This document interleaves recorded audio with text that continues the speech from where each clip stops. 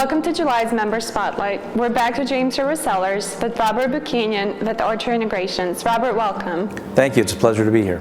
Thank you so much again. And please talk to me about network security. Network security, our approach at Archer Integration is a layered approach. So we don't want to have just one obstacle to prevent people from getting into our network. We want to have multiple hurdles that they'd have to overcome in order to access the network. So what we do is we have a foundation where essentially you have a firewall that's in place, and we use what's called an NG firewall, next generation. The next generation firewall has multiple solutions within it. It has your firewall, it has your secure VPN, your intrusion detection, intrusion prevention, your web filtering, your antivirus gateway, all of these solutions that prevent people from accessing your network if they're not authorized. The other thing that we do is we want to make sure that you have a good antivirus on your endpoints. Your endpoints are your computers and your laptops and any other thing that touches the network. So it prevents them from having viruses, malware and spyware. And finally, you want to have a good backup in case you do have some type of infection that would impact or corrupt your data. The backup allows you to quickly recover from that so that you can carry on your business. Thanks, Robert. Now, what is the best way to back up your data? That's a good question. It really depends upon your threshold for downtime, and that varies from business to business. If you're in the financial industry, if you're in the medical practice, you need to have a backup solution that will allow you to quickly recover from any type of data loss.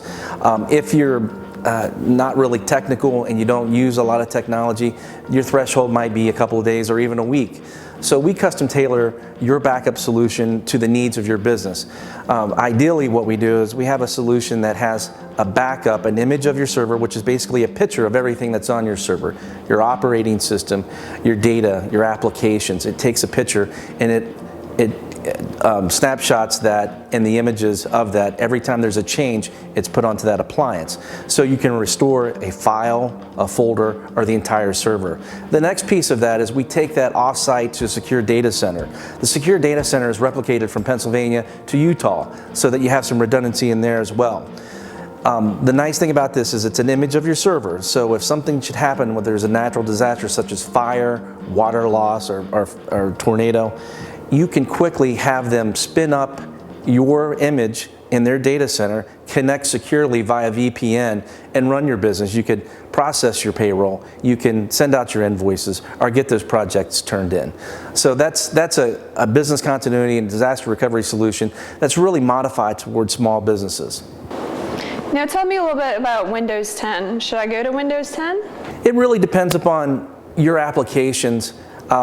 Most people remember Vista, and most people skip Vista. They went straight to Windows 7. I think Windows 8.1 is kind of taken on the mantle of Vista. Hey, we're going to sit this one out and wait for the next one to come. Well, the next one is Windows 10, and they've done a great job with it. I've been using it for about 6 months on my home and my business computer. I have no issues with it at all. But the things you want to do before you make that jump is you want to make sure that your applications are compatible with Windows 10.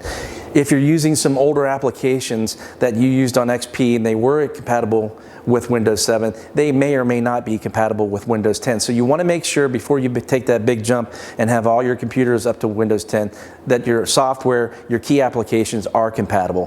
One thing to note, Windows 10 upgrade is free if you have Windows 7 or Windows 8 or Windows 8.1 up through July. So if you're planning on that, it's a good idea to test one out first to make sure all your applications are running properly and before you take all your computers to Windows 10. Robert, thank you so much for being with us today. It's a pleasure. Thank you. HIBA members, please check back with us in August. Thanks for watching.